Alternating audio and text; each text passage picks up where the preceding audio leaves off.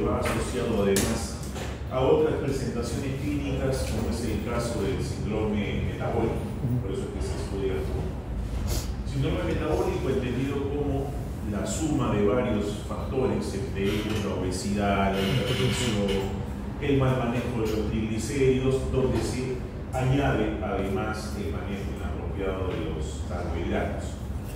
Recordando que, ya de fisiología, este manejo de los carbohidratos o el metabolismo de los carbohidratos tiene que ver pues con el equilibrio que existe entre la insulina y el glucagón para que pueda mantenerse un nivel sérico apropiado y la glucosa finalmente pueda ingresar a las células para ser utilizada como combustible. La insulina, como hormona quizás principal en este proceso de regulación del carbohidrato, es el elemento importante y central hacia donde gira el diagnóstico, puesto que su no funcionamiento, su mal funcionamiento o su no producción o poca producción determina la aparición de la diabetes mellitus fundamentalmente. Así que, sea cual sea el compromiso que realiza la diabetes mellitus en este tipo de pacientes, el denominador común para todos ellos es la hiperglicemia.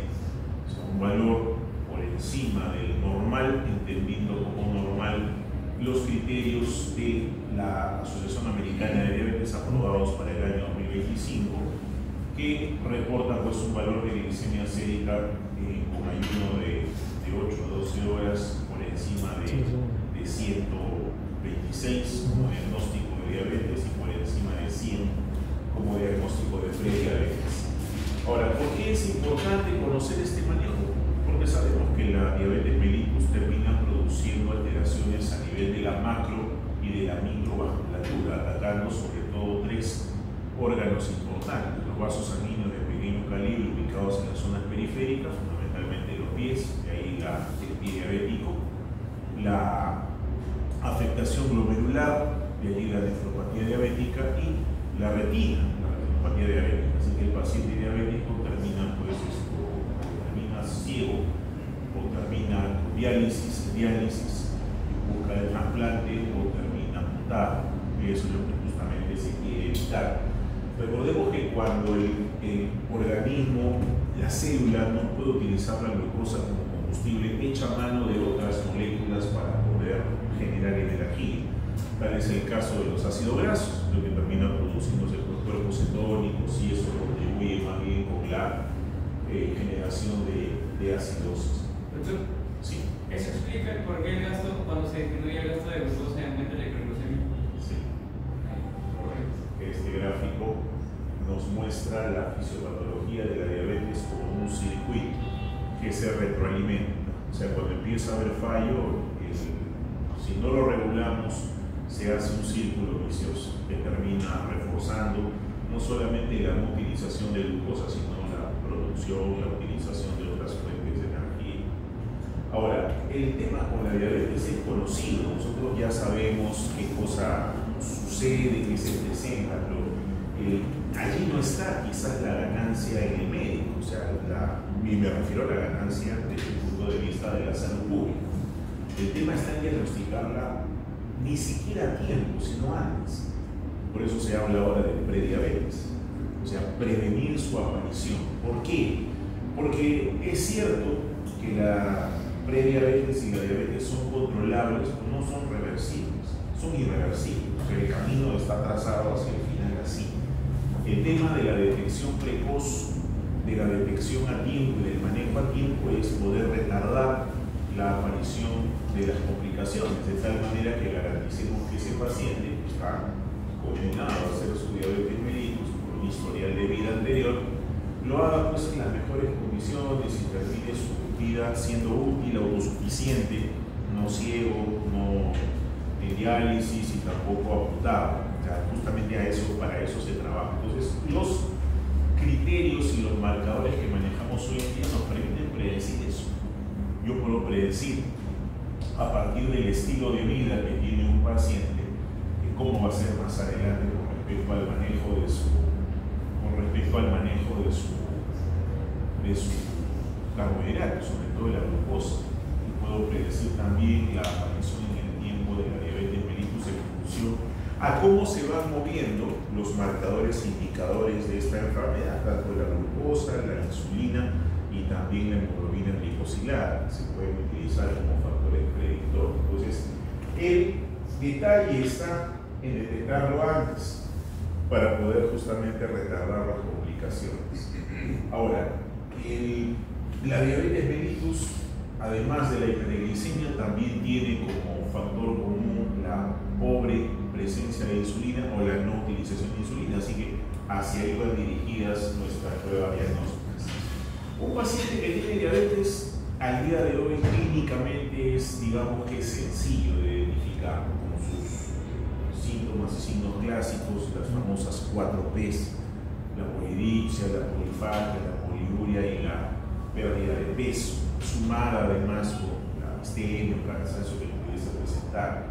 Un paciente que viene a la consulta con estos síntomas, me está diciendo que es lo que tiene. Entonces simplemente tengo que corroborar con los criterios diagnósticos conocidos. Idealmente hubiese sido que acuda a la consulta, que acuda a la atención médica algunos años antes, porque como ustedes pueden ver en este gráfico, desde que empieza a alterarse la función de la célula beta, o sea, desde que empieza a elevarse la glicemia, sobre todo la postprandial, hasta que aparece el diagnóstico de diabetes, este gráfico está en años. Estamos hablando de que más o menos 15 años antes ya empieza a presentarse estas alteraciones, que es consecuencia, pues, dentro de todo lo multifactorial que puede ser la diabetes. No solamente es metabólica, también es genética, también tiene que ver con la actividad física, también tiene que ver con el estilo de vida. Entonces, sí se puede predecir, puede manejarse previamente.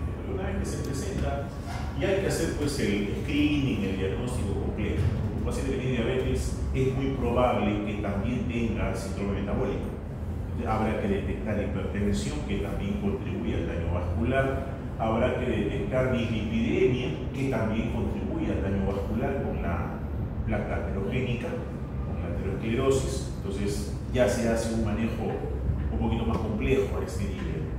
Y es necesario, ¿por qué? Porque dentro de las características del síndrome metabólico, y hay varias escuelas que estudian, la escuela europea, la escuela americana, la escuela japonesa, la del sudeste asiático, que involucra Corea, Tailandia, Singapur, y la latinoamericana, confluyen en parámetros que son comunes a determinar. 2 de ellos clínicos, que viene a ser el perímetro o circunferencia abdominal y la presión arterial, y 3 de ellos son de laboratorio: la trigliceridemia, la hipocolesterolemia de alta densidad, o sea, el HDL, un factor protector que disminuye, y la glicemia en ayunas, curiosamente, que son los que se determinan. Ahora, ¿desde cuándo debo yo de empezar a investigar diabetes mellitus? La Asociación Americana de Diabetes, que es uno de los referentes mundiales, nos dice que a partir de los 45 años. Pero eso es, pues, si es que no existen factores de riesgo asociados. Entonces, si yo observo a un paciente con un perímetro abdominal mayor al que debería tener, pues evidentemente tienes que hacer el screening, aun cuando no tenga los 45 años, si los tiene con mayor razón. Ahora, ¿cómo empezamos esto? Empezamos con un cuestionario para poder rastrear justamente el factor de riesgo.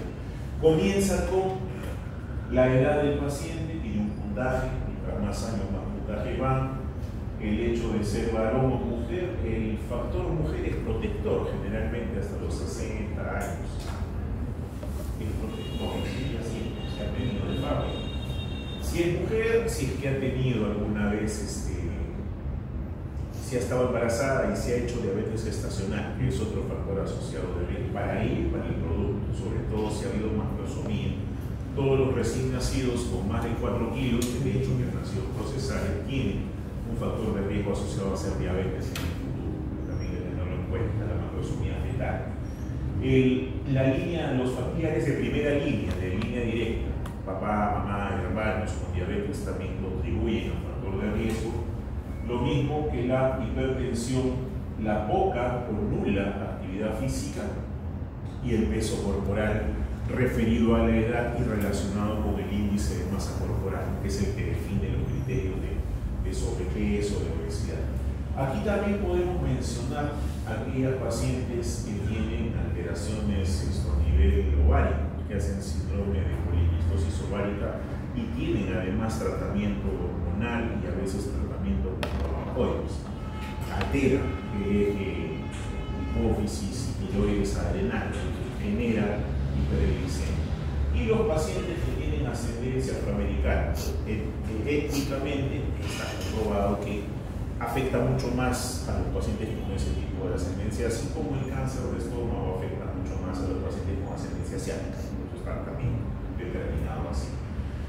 Entonces, el hecho de hacer el screening me va a permitir a mí detectar por lo menos los factores de riesgo y poder empezar a intervenir, ya sea dietéticamente o si necesario farmacológicamente, y retrasar el proceso. Ya entrando al punto de vista del laboratorio en sí, hablando ya del laboratorio, el análisis que vamos a hacer gira en torno a la determinación de la glucosa en diferentes modalidades.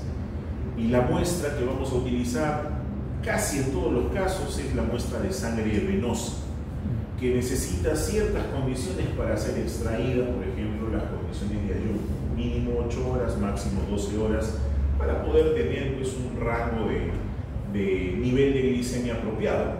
Saben ustedes que la glicemia, o sea, la glucosa en sangre no es estable, tiene momentos de pico, sobre todo después de haber comido, y momentos de valle, de caída, sobre todo cuando hay mucho periodo sin comer. O sea, la glicemia cae también.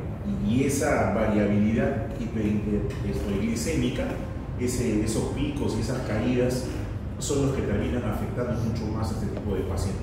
Eso es lo que hay que regular, lo vamos a ver más adelante. Pero en el caso de la preanalítica, corresponde la sangre venosa con el ayuno indicado y con el recipiente apropiado. Acá pueden utilizarse los recipientes o los tubos para obtención de suero. Si bien es cierto que la glucosa se puede medir en plasma también, es más exacto, más preciso medirla en suero. Ahora hay que tener en cuenta que cuando uno saca una muestra de sangre, las células y los elementos formes que salen en la sangre están vivos todavía. El hematíe continúa con su metabolismo. Y cada 30 minutos que yo lo deje sin centrifugar o reposando la sangre, el hematíe va consumiendo de 5 a 7% de la glicemia. Entonces, si yo dejo reposar la muestra sin procesar más o menos 2 horas o más, el valor que voy a terminar midiendo no es el que realmente tiene el paciente, sino el que ya está consumido. Entonces, suponiendo que el valor esté al límite, el paciente realmente tenía, pues, qué sé yo, 110, y yo espero las 2 horas para hacer la medición, probablemente termine midiendo 98, 97.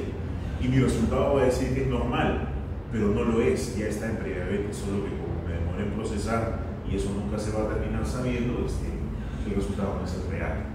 Entonces esa es la razón por la cual hay que vigilar bastante esta parte del procesamiento. Ahora, para esto existe la alternativa, para evitar justamente el consumo, la glicólisis, de utilizar dispositivos de colecta que contengan inhibidores de la glicólisis, como es el caso del fluoruro de sodio, que vienen estos tubitos de tapita ploma, que hay otros de tapita verde también, que retrasan la glicólisis, entonces me permite tener una muestra mucho más estable. La otra alternativa son los tubitos con tapa amarilla, pero que tienen gel, porque a la hora en que se hace la centrifugación, el gel separa el suero del paquete globular, entonces ya no hay consumo.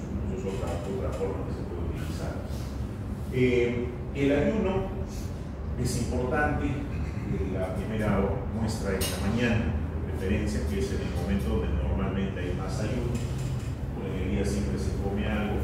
Y la toma de muestra de sangre venosa, no de sangre capilar ni arterial.